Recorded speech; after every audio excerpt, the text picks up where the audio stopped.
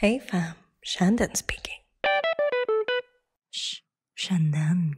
In 2019, net worth of BTS was estimated to be $4.7 billion, which is similar to GDPs of countries like Fiji and Maldives. And if you don't know what a GDP is, let's just put it this way. Not every person or band can brag about the fact that they've earned just as much money as one entire functioning country. So, how did BTS manage to earn that much money? And why do we keep buying CDs of our favorite K-pop bands, although none of us still hold these ancient, outdated machines called CD players?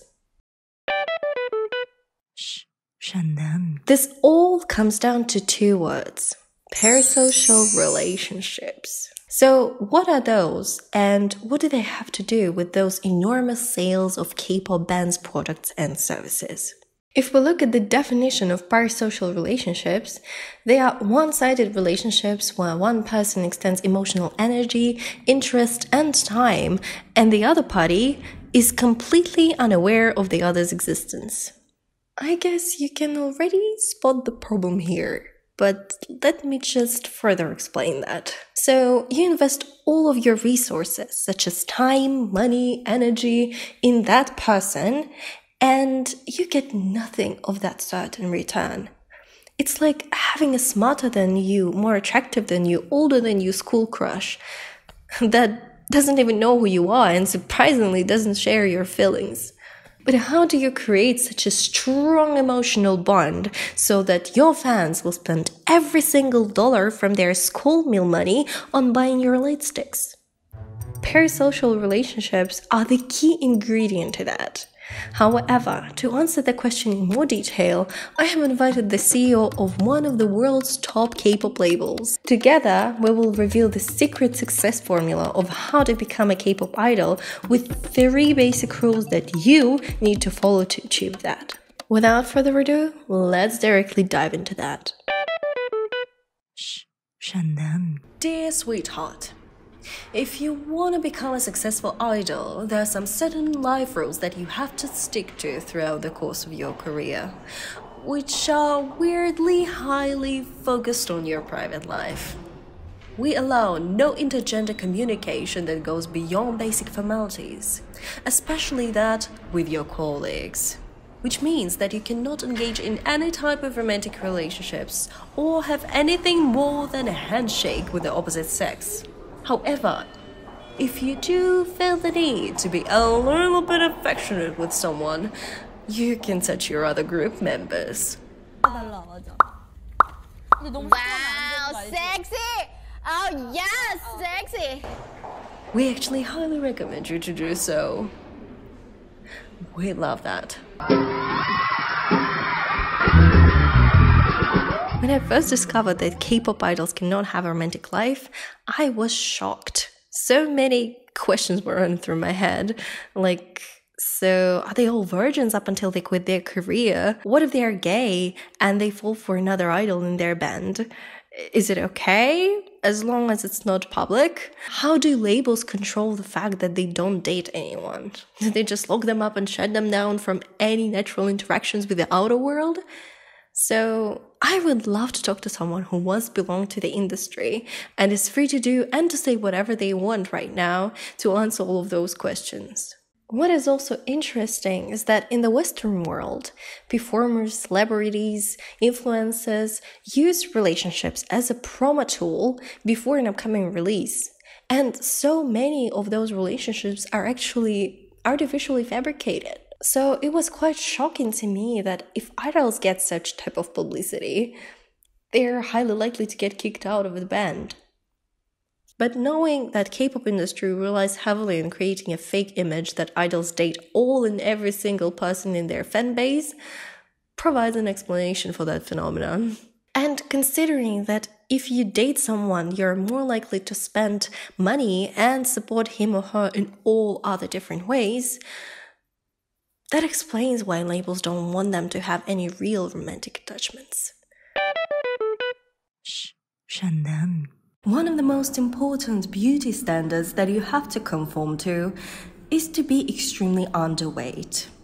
Most probably up until the point when you're gonna be fainting here and there from time to time.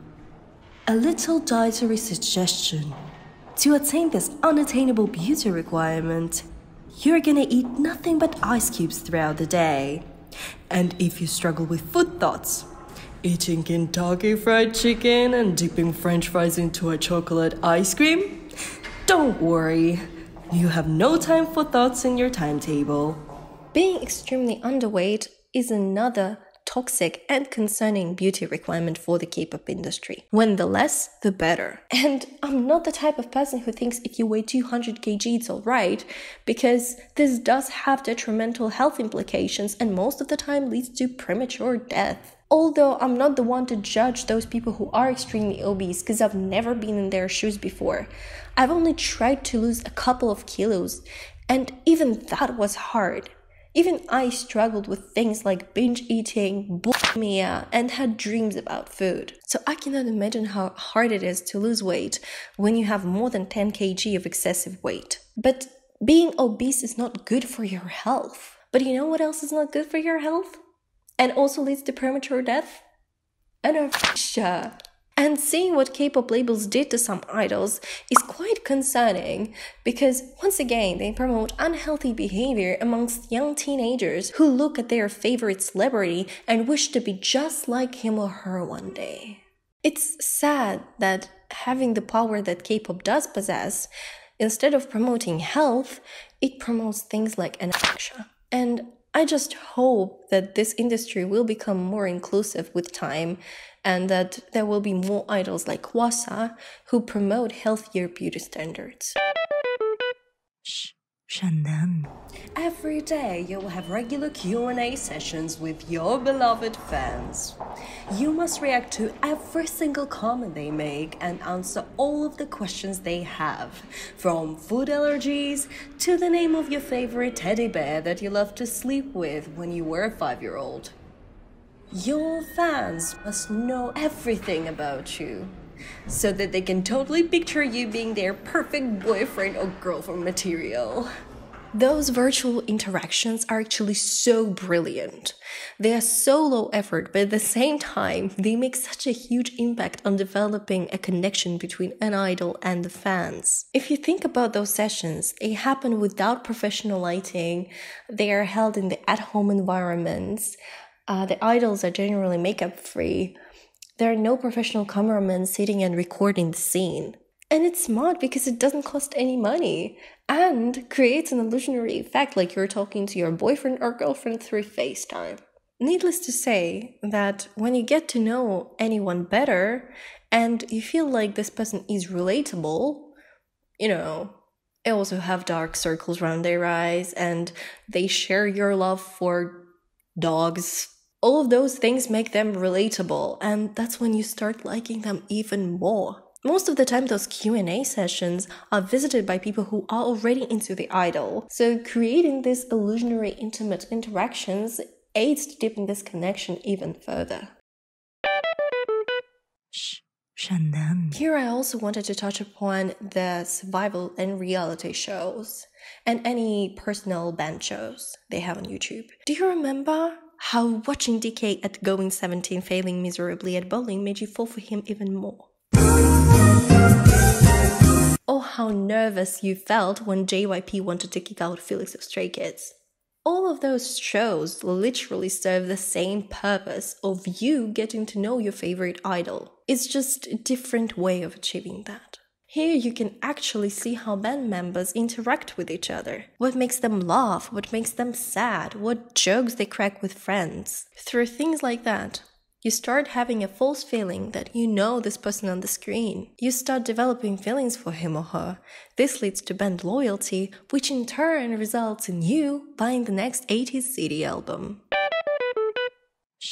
Shan. As you understood, at SD Entertainment, although we are supposed to be a music selling firm, we value the visual aspect above all. So if you can't sing or don't differentiate between A and F sharp, Don't worry, no one cares anyway. K-pop music was actually the reason why I started being in the industry in first place. Because a long time ago, somewhere in the antiquity, I discovered the songs of Stray Kids and G-Idol, like Elevator and Mine.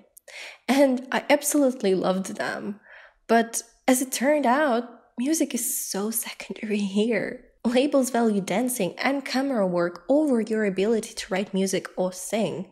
And actually, idols very rarely sing live because K-pop labels don't sell music. They sell fake relationships. And you can definitely forgive your bestie or your boyfriend for not being able to hit the right note. You don't value them for their skills, but for their personality